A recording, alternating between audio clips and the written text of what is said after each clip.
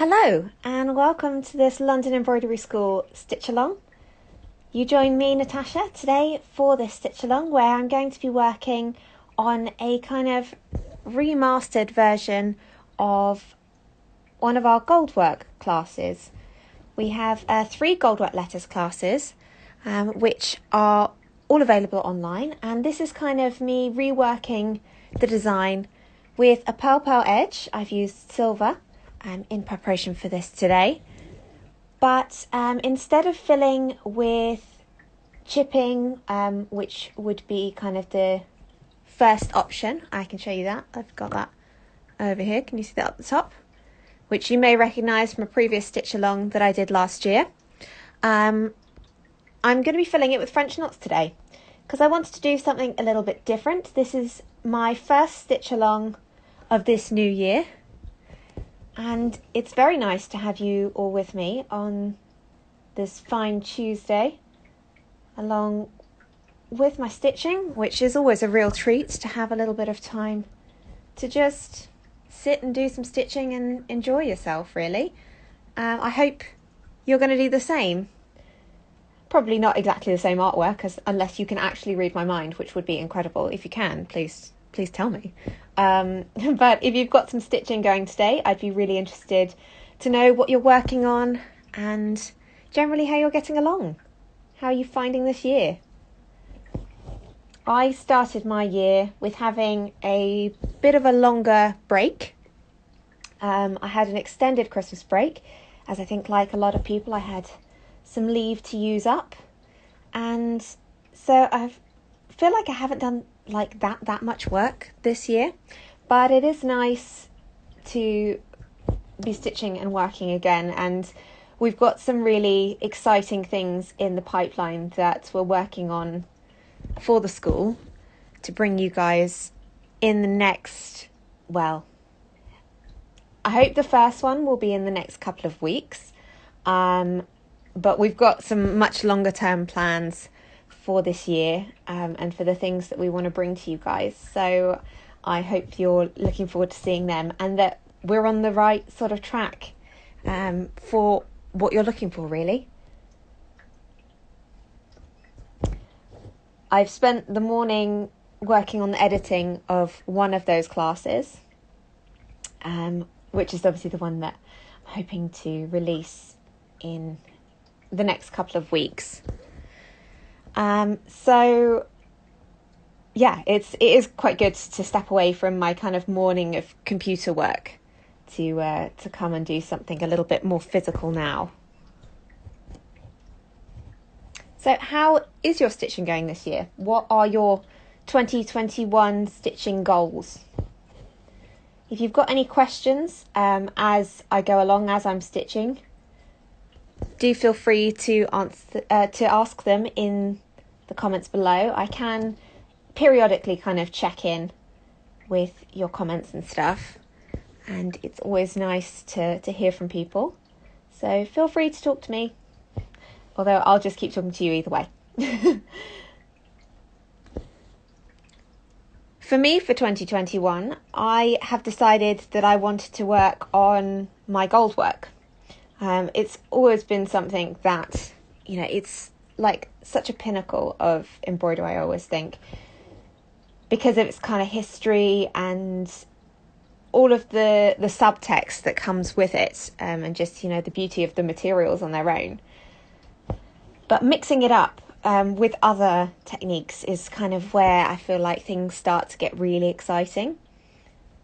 Because I love the idea of like learning the rules of your embroidery or whichever skill it is, and then kind of bending them to your will. That's where I really think that embroidery gets really fun and really exciting to look at, but fun to do.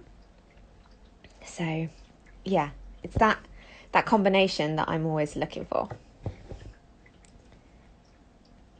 So this one was just a thought that I had some of these beautiful DMC Pearl threads. So I thought, they're going to make really nice, clean looking French knots.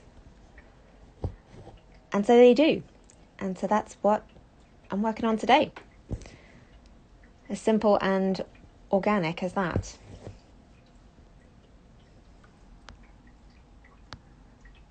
We've had quite a lot of snow here where I am, just outside of London, and it's been quite novel that it's still just kind of hanging around. It's not as dramatic as it was at the beginning now, which is a bit of a shame, but yeah, I have quite enjoyed looking at it, and it was fun to go out in.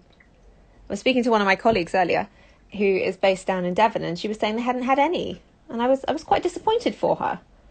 That wasn't as much fun as I thought that we had got to have for a little tiny change in our sort of everyday-ish lives at the moment. If you're wondering why I'm kind of skipping around, I am planning on doing a sort of ombre type effect through this piece. So I had put a little bit of a very light blue, almost like a sea foamy sort of colour, up into the tops here before I began live with you. And I've just worked one of these threads in my mid blue, just starting to work through the body here. And I have more of like a periwinkle, sort of almost purple, as my third colour that I'm going to blend in. So I'm hoping between the three of them that should make a really nice sort of blend, and hopefully I can get it all looking nice and smooth and even. Just going to grab myself a new thread.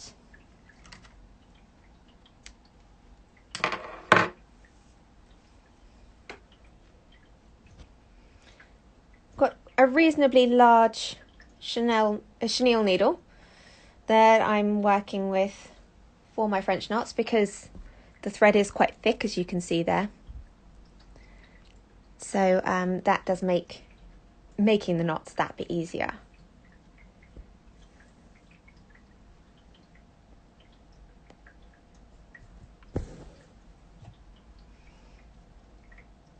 With my Goldwork aims, I've started a new project. I think that's the kind of, for me, that's the way to get going with any new challenge. I think dive right in, get yourself probably what is a bit of a too large project to handle, but in the starting you'll get there in the end, and hopefully by over anticipating what you can achieve, you can surprise yourself with what you actually come out with. So that's what I've done. I've started a piece where I can just try a load of different techniques out, just in small sections. And it's been really good fun, I have to say. I've done I started with a fair bit of couching, which was nice. And because I'd never really done it, but it feel like it grows so quickly because all of the threads, you know, the finished threads are all on the surface. So it's nice to see it kind of coming together quite quickly. And I can see a lot of people say that they really don't like plunging, and that they sort of dread that part. But I find it quite satisfying, you know, having the thread drop through when you finally get it through the fabric, and it just tidies up so fast from looking like a real mess whilst you're actually working on it. And then as soon as you've done the plunging, it all really starts to come together. Satisfaction to the max for me for that. I've also tried my hand at a little bit of cut work on there, which I'm not so great at. I think it needs a lot more practice, and it is challenging. It's supposed to be. So definitely got to put some more work into that, but I'm going to have to muster some more motivation for that one, I think. Though what I have really liked is basket weave and essing. I think it's just because, well, you cut the bullion and it's just one length. You kind of can't get the length wrong. Well, you can get the length wrong, but once you've got it right, you take a few minutes to get it right for the one length that you want to use, then you're sorted. Hopefully for the majority of the piece, with the exception of like half ends every other column. That's probably quite a niche. Few of you that will understand what I mean by that, but you never know. If you have a look at some pictures of some Goldwork basket weave, I'm sure that will immediately make sense. So I'm just trying to fill in some of my gaps that I started to leave. I might bring in another thread of the really light blue, because I didn't want to go too heavy with that at the start, because I wanted that to be my highlight. Thank you to all of you who are sending me thumbs up and such like. I appreciate the encouragement. And I see you guys there. I'm just going to have a quick flick through the comments in case I've missed any questions.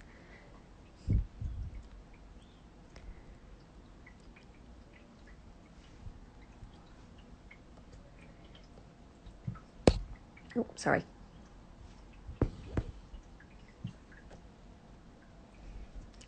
Almost knocked you over there. That wouldn't do.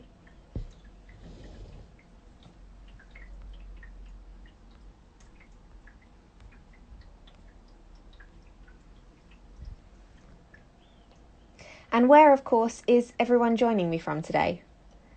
This always fascinates me. I love to know kind of where you are.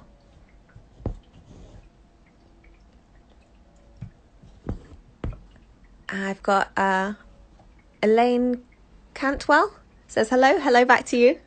Thank you for joining me today. Let me know if you've got any questions. I'm just doing a single twist of my French knots, which is the traditional style. Most sort of guidebooks often say about doing 2 turns, and I always find that I thought for this that would be a little bit clunky, so I've been just doing the 1 turn to keep it a little bit smaller, because I'm already using a bit of a heavier thread. Oh, I've got a little knot.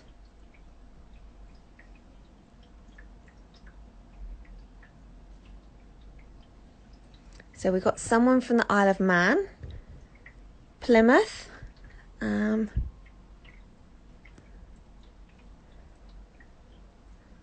Tuttlingen, Germany. I might have butchered that, sorry if I have. Took a stab in the dark. And we have, oh goodness, someone from Wales. Do you want me to try and pronounce the village in Wales? I'll probably butcher that as well. Clanfair? Let me know how I did with that. The double L's a C, right? C sound? I think so. I hope that wasn't really offensive. Sorry, guys. I've got someone else from Massachusetts. Someone from South Brazil. See, this is so cool. I'm always so pleased when I ask the question and people actually answer and tell me where you guys are at, because I'm just always so bowled over with where you're watching from. I can see we've got D. Elizabeth 13. Thanks for joining me. It's always nice to see familiar usernames.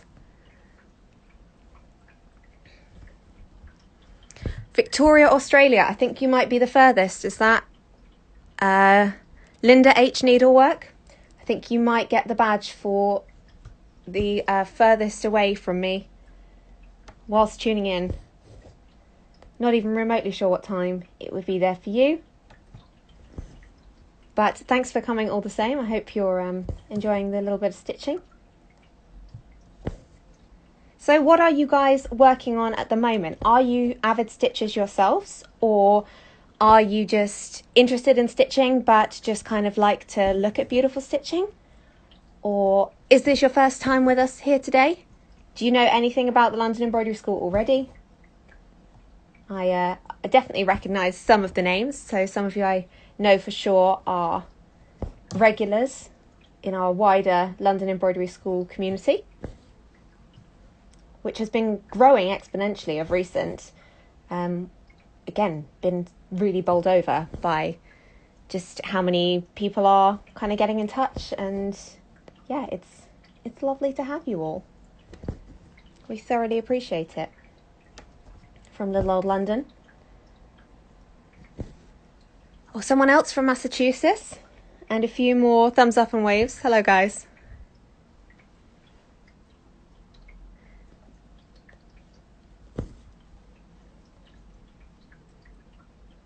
Okay, so Janet Kilbride says that her village is pronounced Lanfire Car Neon. That definitely didn't sound smooth, did it? I'm sorry.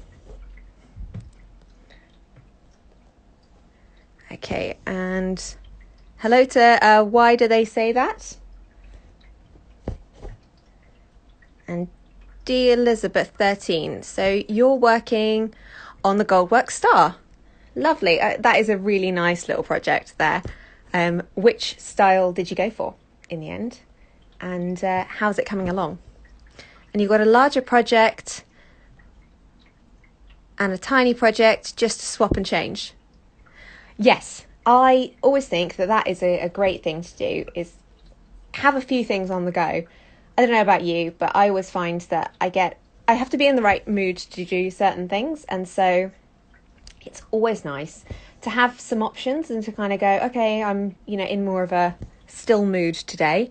I'm just going to, do something a bit chilled, probably seated. And then other days when you're like full of beans, it's nice to have something a bit more adventurous on the go so that you can, take advantage of that kind of right mental frame.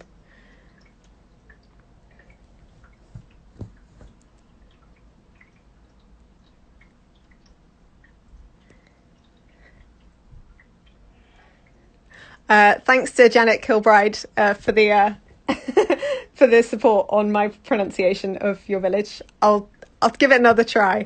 I'm ashamed to say my fiance is Welsh, and so we go to Wales quite a lot, and I'm just not very good at it. But I am trying. So thank you for helping me with my my Welsh pronunciations of at least one little village.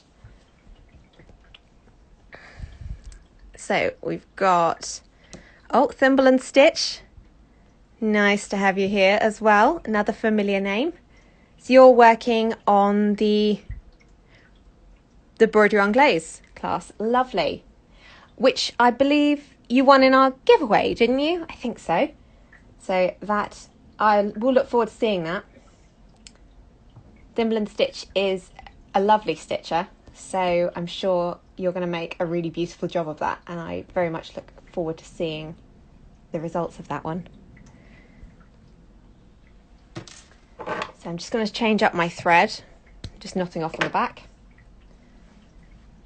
Let's try with a little bit of my last colour to go in, and then I can kind of come back in and fill in and even up the balance where it needs to be.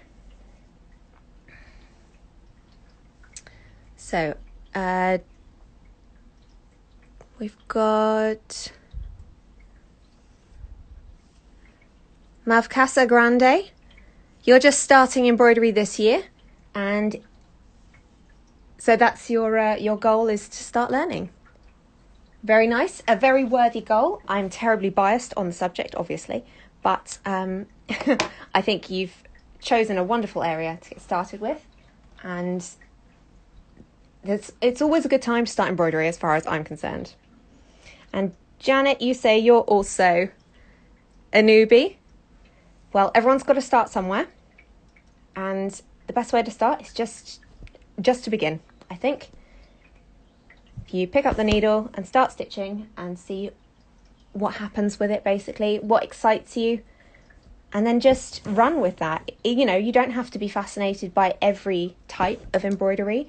There are so many different techniques out there that you can use, and different styles that suit different people. So have a go at a few and, see how you get along with them. Because I know I've talked a little bit about Goldwork earlier in this, and obviously I've got the Goldwork edge on this, but that's all that's really Goldworky. French knots are, I love a French knot. Who doesn't, right? there's nothing not to like about a French knot as far as I'm concerned. And almost every piece of embroidery I think is improved by a French knot. Again, hugely biased. But they're just so cute, and they're like the beading of silk work, you know? You can just make such nice textures with them. I always think they're really great. So blending them together, that's always lovely. But, you know, there is timbre and white work and black work, stump work, canvas work, drawn thread work.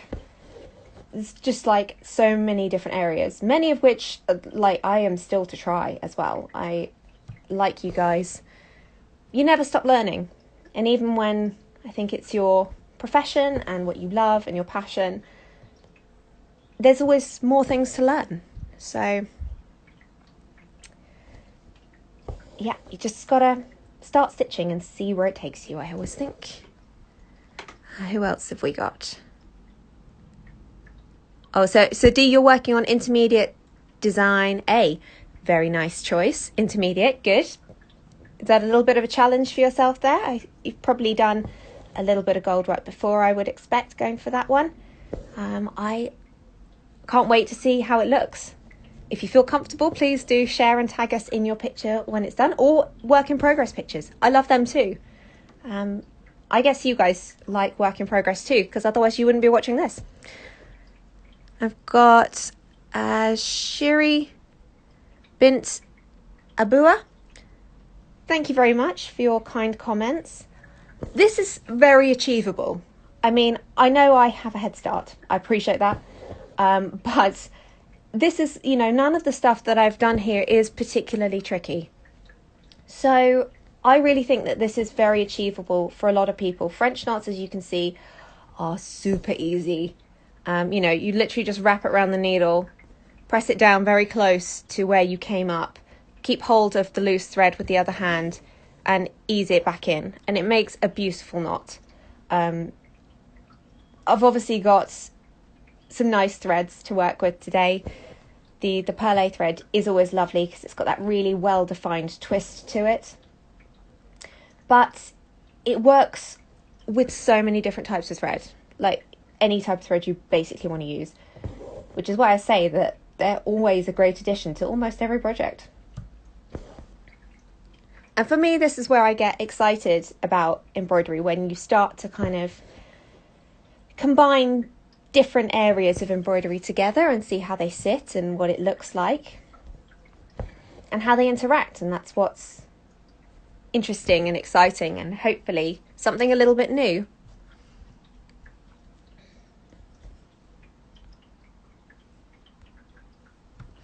So Linda H Needlework, you're working on a Blackwood piece. Very nice. How is it coming along? Have you been enjoying it? And Jay Shakui, I hope that was right. Probably wasn't. Sorry if it wasn't. Is there a sequence that you're making with the knots, or is it random? It's pretty random.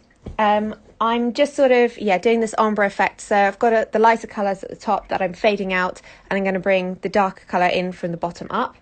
I've done sort of one strand of thread for each colour so far, just so that I could start to get a feel for the distribution of the colours. But I very much just make it up as I go along and do it by eye, if I'm truly honest. Sometimes I'll do a little bit of planning just onto the draft for roughly where I want the colours to change and that sort of thing. But I personally prefer it to be a little bit more organic, particularly with this kind of style of embroidery. When you're really building texture, I like it to be quite organic and try not to be uniformed with it, although often being random with your stitches is actually much more difficult than to do things in a uniformed fashion.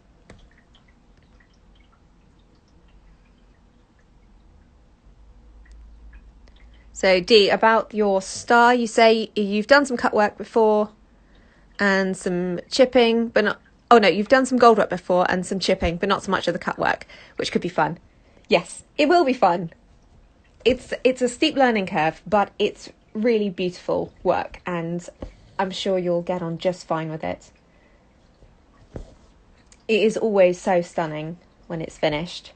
I have a couple of samples here just in front of me. I'm just going to bring them on screen one sec.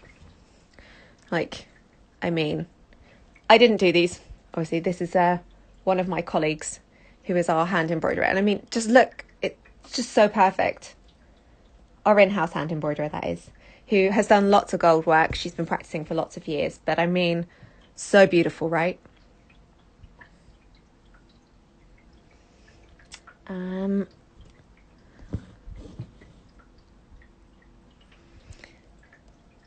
So thimble. What thickness, weight of thread are you using? I haven't got it in front of me. These are both skeins that I started before, so I haven't got the paperwork still attached to them anymore, I'm afraid. I will look that one up and I'll add the details to that into, this will likely go into our Instagram TV selection series. So I'll add it into the comments of that. It will also go onto our YouTube channel and I'll add that in the description.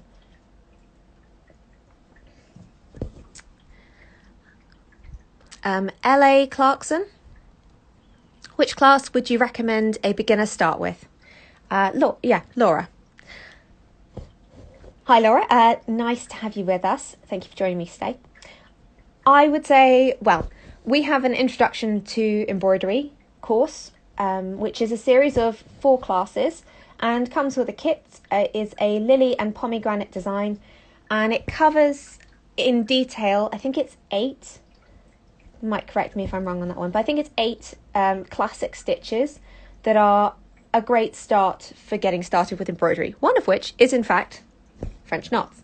So if you have a go at that after watching this, you've probably got a little bit of a head start, having watched me probably do 100 or so of these in the time that we're together. But yeah, I would say that's a great one to start with.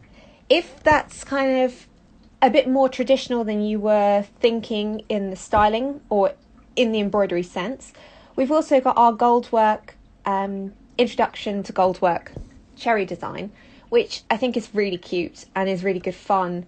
And it's a little bit of a smaller kit. It's probably will only take you about, I don't know, hour and a half, something like that, I'd say, to do. So if you're not really sure if it's for you, but you want to just give it a try, and that applies to anyone who fancies trying a bit of gold work, then that's a really lovely class to start with, just because it's not a big monetary investment. I think, you know, I think it's maybe £15 all in, I want to say, and plus postage, and it's it doesn't take that much time, but you can see basically if you like gold work and if it's for you, and if it is, then obviously you can go on to do something a little bit bigger and a bit more challenging, and hopefully it will kindle a love of gold work in you. But it's not a sort of big time investment or a big monetary investment for the kit to do it, so you know you've nothing really to lose, and you end up with a beautiful shiny little cherry at the end. Win-win as far as I'm concerned.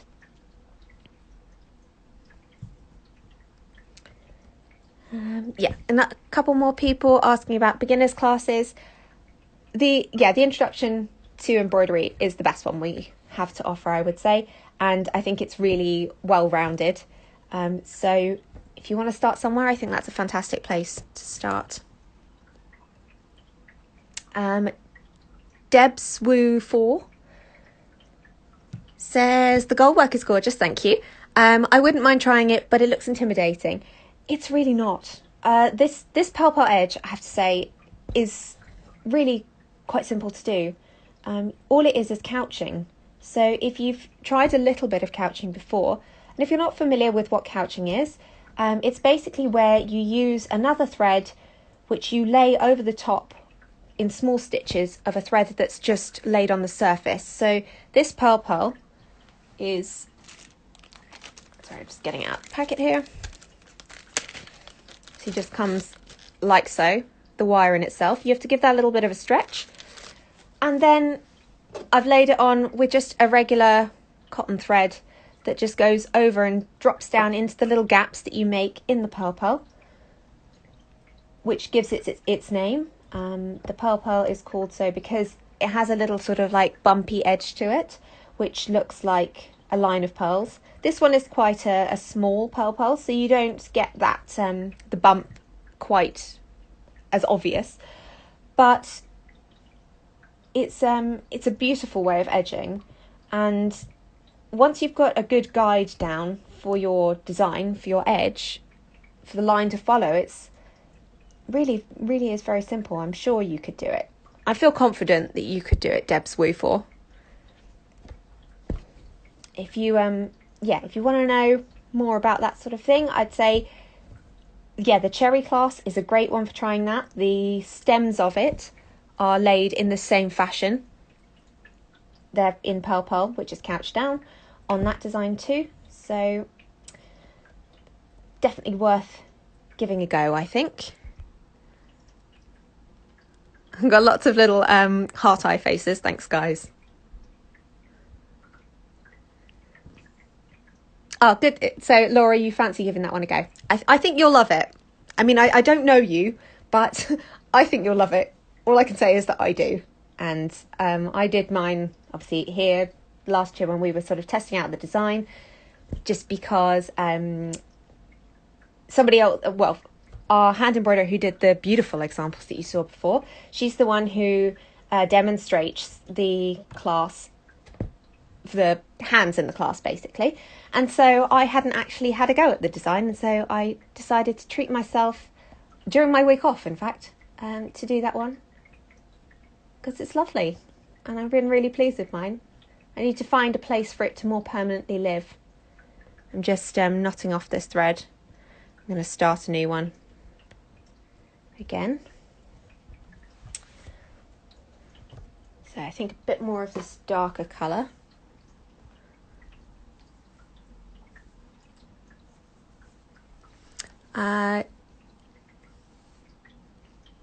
Who have we got?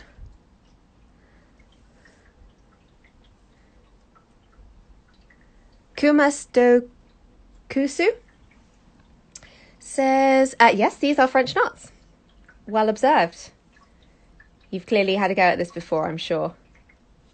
With that a bit of embroidery knowledge there. And Deb's Woo 4, not a problem. That's what I'm here for, to explain things whilst I do some stitching. If you say you've done some couching, I really think that you could definitely handle this. I believe in you. Give it a go. I'm sure you'll love it.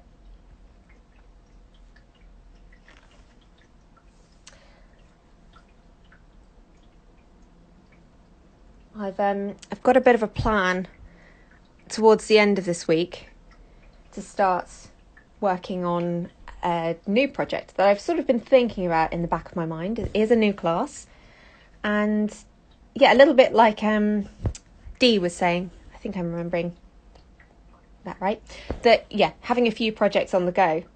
So obviously I'm still editing the class that I hope to release in the next couple of weeks. But to give myself a little bit of break from that, I've got a bit of stitching planned later this week, which I hope will go towards being a new sort of more bead-based class. And so there's a little insight there for you. I bought some rather exciting, I say beads and sequins. Here, I'll give you a little sneak peek of some of the lovely things I've bought. So I'm quite excited to start working with these guys. Look at those colours, hey? Who wouldn't be excited to work with that? So bring on Thursday, as far as I'm concerned, on that front, because I'm desperate to get started with it. And I think we also have another kind of bigger course in the planning too. which our in-house embroiderer is working on, I think today, but I don't expect that will be released until kind of into spring, I would say. But just so you guys know, there's lots of things kind of in the pipeline. We're last year was obviously not the year that any of us anticipated, but it has been wonderful in some ways for us amongst all of the not so great things. So I hope you've not been too badly affected by any of that. But we're really hopeful for the things that we want to produce this year off the back of how things went last year, really. And that's all really down to you guys. Because, it's all for you. So if there is something in particular that you'd love to see from us, let me know. I am always listening, and I keep notes on all the ideas that you guys throw out, particularly in these sessions where I kind of, just get to chat and listen to you directly. So it's always nice when you guys have got feedback for me on what you'd like to see from us. Because honestly, that's what we want to give to you. If you want to see it, we want to make it. Just got myself a little knot. I'm just going to deal with that.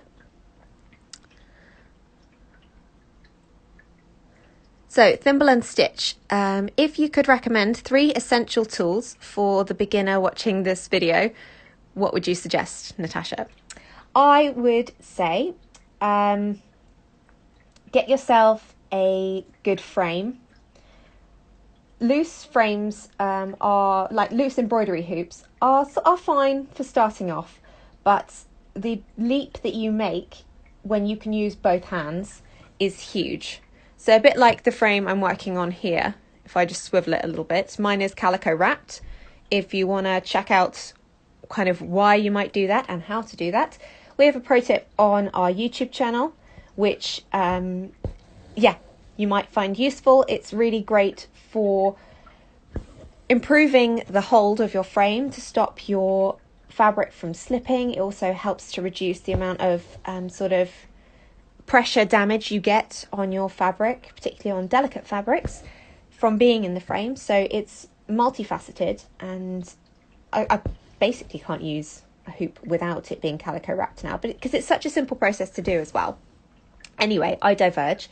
I'd say, yes, a hands-free frame. So that's either a seat frame or a table clamp frame. I'm on a table clamp today to try and keep it nice and still for videoing for you guys. But a seat frame's also great if you kind of like to stitch away from a table. If you like to sit on the sofa, for example, or if you travel a lot and want to take your stitching with you, then a seat frame is a good alternative for that. I am usually based at a table, hence why I usually prefer a table clamp frame. So that's number 1. Number 2, I'd say, is a really good pair of embroidery scissors. Make sure you're not using them for anything else. They are not for paper. They are not for cutting hair. They are not for anything else. They're just for embroidery. So make sure everyone in your household knows that, because I think that's more the challenge, isn't it, really? It's making sure that other people don't pick up your tools and accidentally use them for something wrong. My poor other half has come a cropper on that once or twice before and has not made the same mistake since. And I know that embroiderers are terrible for being quite particular about their tools. But I'd say a really nice pair of scissors. There are lots of different lovely scissors on the market, and they're often such a pleasing looking item that, if that's what gets you stitching and motivates you because you want to use the beautiful pair of scissors, then do. I'm working with our brass scissors today, just quite traditional, very little, but yes, they are just for cutting thread. Those of you who are talking about Goldwork, when you start Goldwork, do make sure you've got a separate pair of scissors that is just for cutting your gold threads and your bullion, because the metal will blunt the scissors reasonably quickly. And so you're much better off having a pair of scissors that you don't really care about too much. Probably not your most aesthetically pleasing pair. For example, these are my Goldwork scissors. You can see they're very boring by comparison to my other much nicer scissors. But they are just for basically getting wrecked by the metals. And so then I get to keep my beautiful scissors for just cutting thread and being pleasing, and it encourages me to use them nice and keep them nice. And my third tool would be a stiletto. I can't really stitch without a stiletto now. It's a laying tool. It looks very simple. It's obviously got the flat end at the bottom and the pointed end at the top. It's not quite I used it a lot when I was laying the Purl for shaping and that sort of thing, and I probably will go back in. Can you see a little bit where my knots have started to push the Purl out slightly? And so you can kind of come back in and just reshape your Purl a little bit with the laying tool. It just smooths out your lines. It's great for sharpening up any corners you might have, undoing knots, all sorts. So that would be my third tool of choice. And I think if you've got those to start with, particularly if you are starting to learn, the stiletto probably does feel like a bit of a luxury on that front. But I think if you start learning with a stiletto from the beginning, then you'll only get yourself into really good habits. And the more kind of you progress in your stitching, laying tools become more and more prevalent.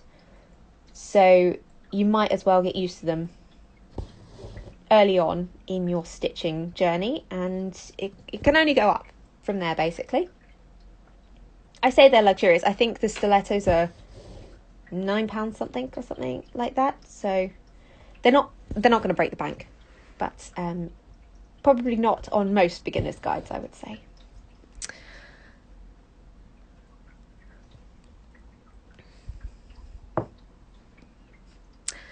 D, you say using my fabric and embroidery scissors is a quick path to turning me into a banshee. So true, right? As I say, my other half didn't make that mistake again. And I'm very clear with everyone, basically just don't touch my tools. Yeah.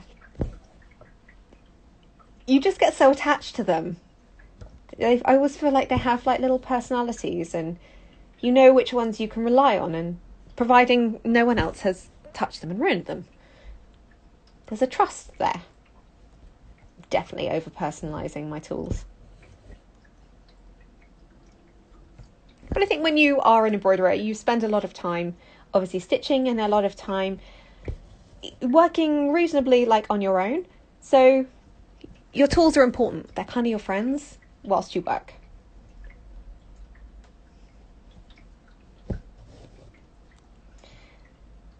Now, obviously, I've got big decisions to make here, really, because I have to decide what I'm going to do with this when it's finished.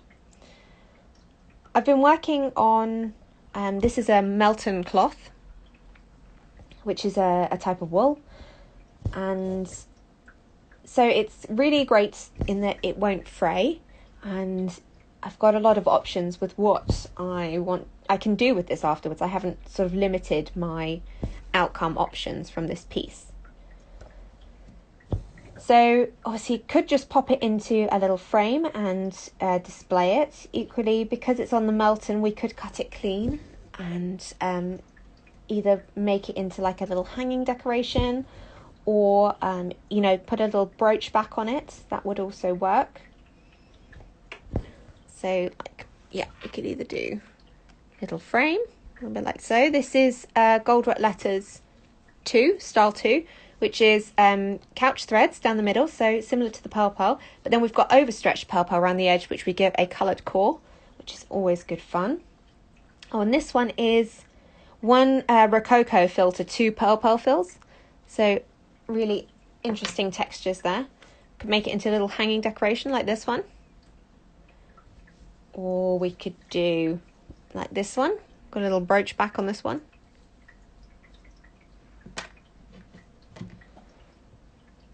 Or I've also been thinking about kind of like hair slides and such like.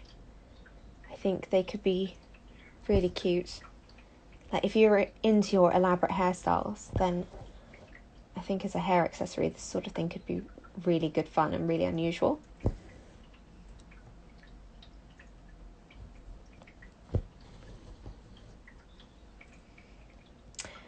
Thimble and Stitch says, nothing more upsetting than your favourite tools going missing. Oh, I mean, we haven't even got into what happens when they go missing. If they go missing, then, you know, nobody's going home until they're found. It's a disaster.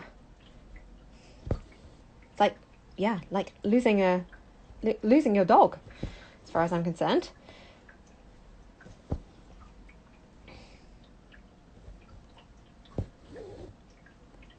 So I do have a little sneak peek for you guys today, as you're joining me live.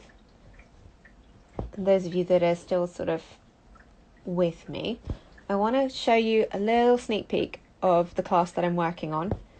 As I say, it's I only filmed it last week, and I'm still in the process of editing it, so I'm hoping in the next couple of weeks we'll be ready to release it. But it's a flower class. It's this little guy here, which I'm really excited to share with you guys. I think this is going to be really versatile, and I know it's one that you guys have been asking after for a while. So camellias are coming. This is the leather version. There are a few different versions. So yeah, we've got big plans basically. That's all I can say. I shouldn't have shared that already.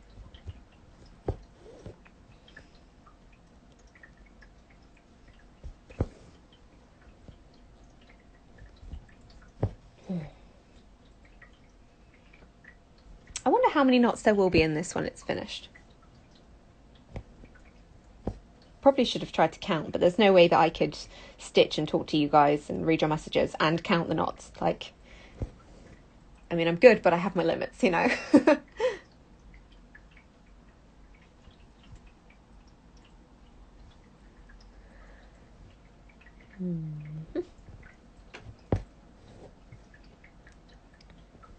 So, it's coming along though.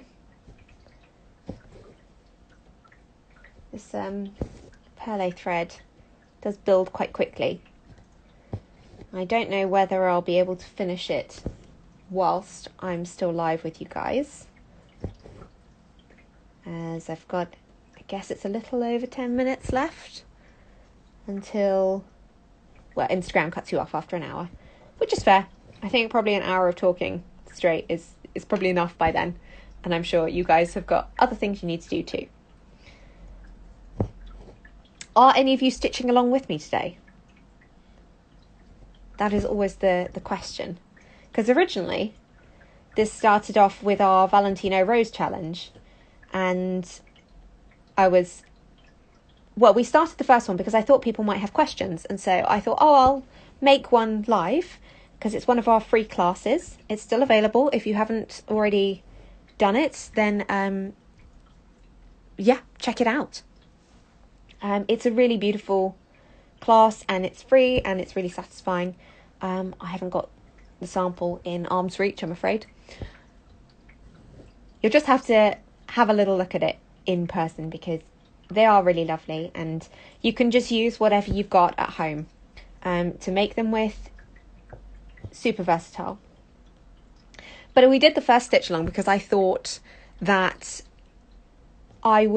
people would have questions about the class, and so I thought, if I make one live, then we'll release the class, and then I'll make one live, and people hopefully might have had a chance to have a go at the class, and if they've got questions, then I can answer the questions as they pose them, and I've got the example there in front of me to do so with.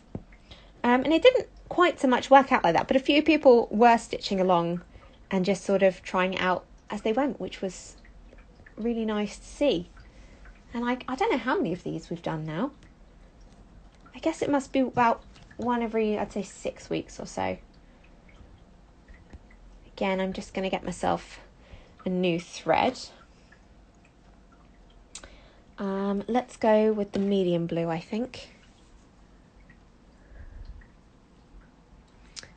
Oh, got a couple of questions. So, Janet, is the thread made of cotton or wool or other? It is made of cotton. It's a really sort of smoothly twisted cotton. Yeah, DMC Cotton Pearle No. And Dee, you're doing paperwork, but listening as it's keeping you sane. Oh, thanks a lot. Hope your paperwork's going well. I hope the time flies.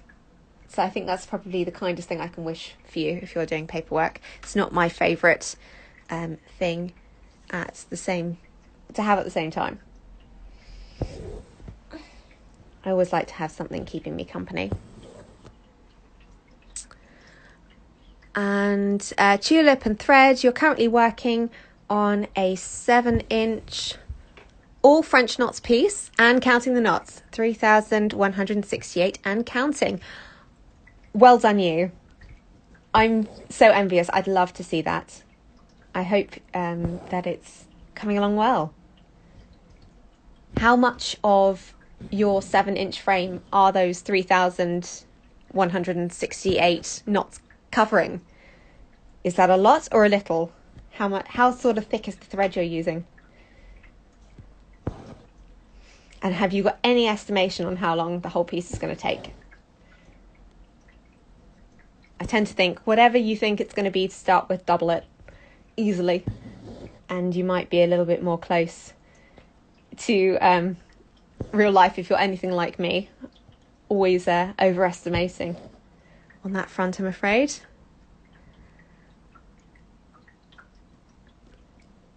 And if we got...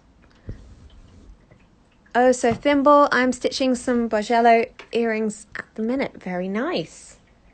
See, I always think it's lovely if you've got a purpose in mind for your embroidery, like a practical use. So like you with your earrings, that's always a nice way to kind of bring embroidery into real life, make it useful.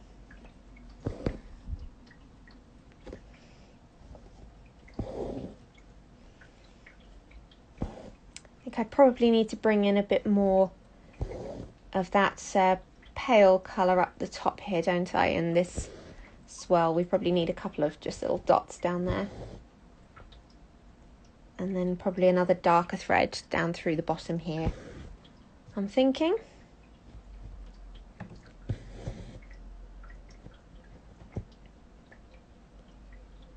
It's nice to just let it sort of develop naturally and not think too much about where it's going.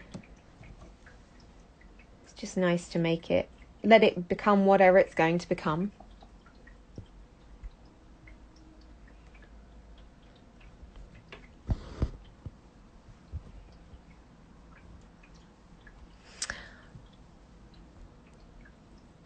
Eaten Chopstick, thank you for your appreciation there. Well, if you want something like this on your slippers, I feel confident that you could have a good go at this with one of our Goldwork online classes. With the letters, you can pick your letter, pick your style, pick your colours, and then even rework the design afterwards with the different fill.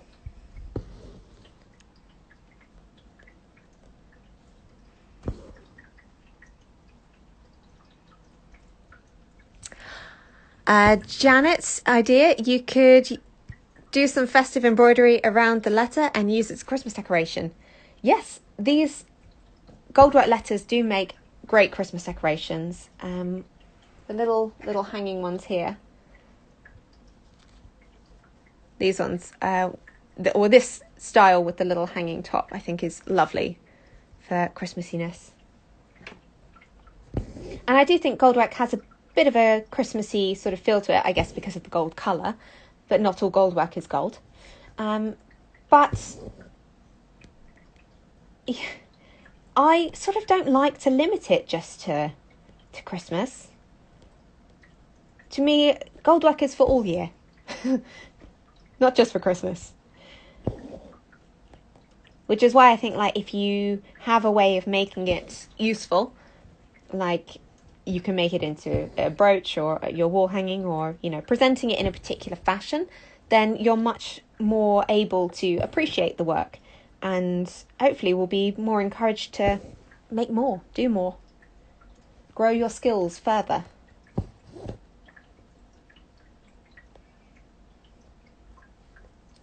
Yeah, so I think we need a bit more pale up the top here, and then need to bring in another of the more purple tone down here. I think that might be it for this thread. So I've got a bit extra. I'll probably just pop that over to one side.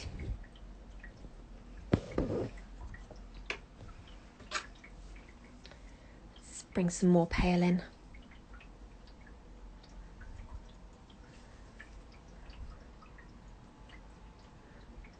So Eaten Chopstick says, this embroidery is very well known amongst the Chinese consumers. We think it's very iconic British. I mean, it does have sort of, British connotations, I would say.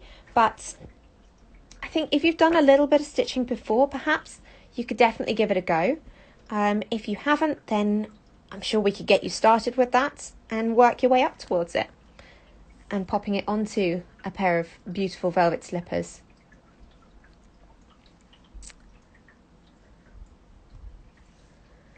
We've got another question. So Connie Hess09, never done it before. Would it be possible for a beginner? I can do cross stitch and normal sewing.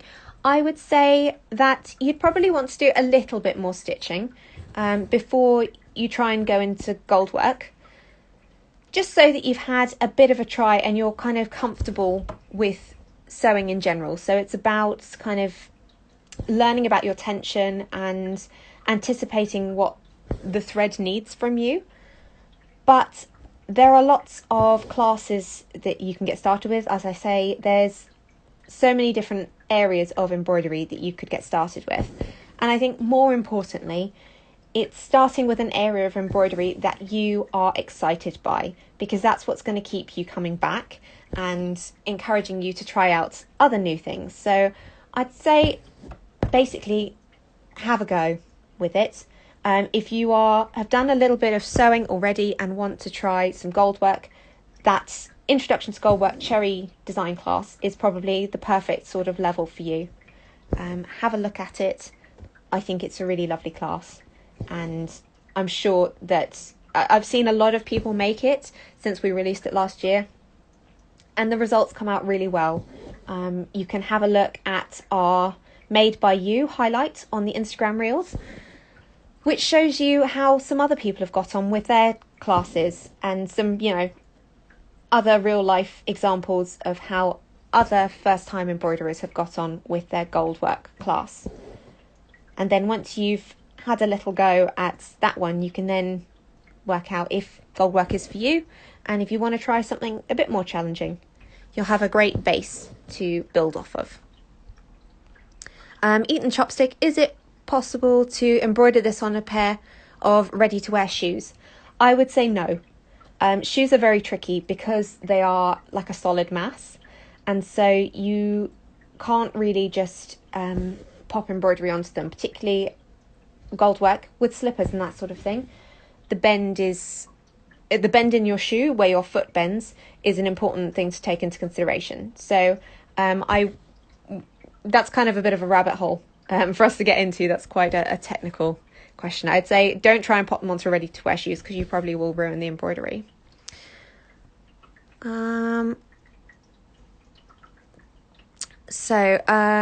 Tulip and thread. I'm using all 6 strands of DMC thread and nearly done now, maybe 400 or 500 knots more. It's been an intense 17 hours already, but it's so worth it. A really colourful piece. If you feel comfortable, I'd love to see it. Please do share with us in the direct messages, or you can, if you want to tag us in, because I'd love to see it, let me know.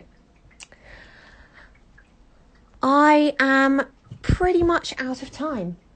I think it's probably going to cut me off any second now. So thank you so much for joining me. Those of you who've stuck out the whole time, it's been a pleasure. And all I can say is, have fun, stay safe, and keep making beautiful things.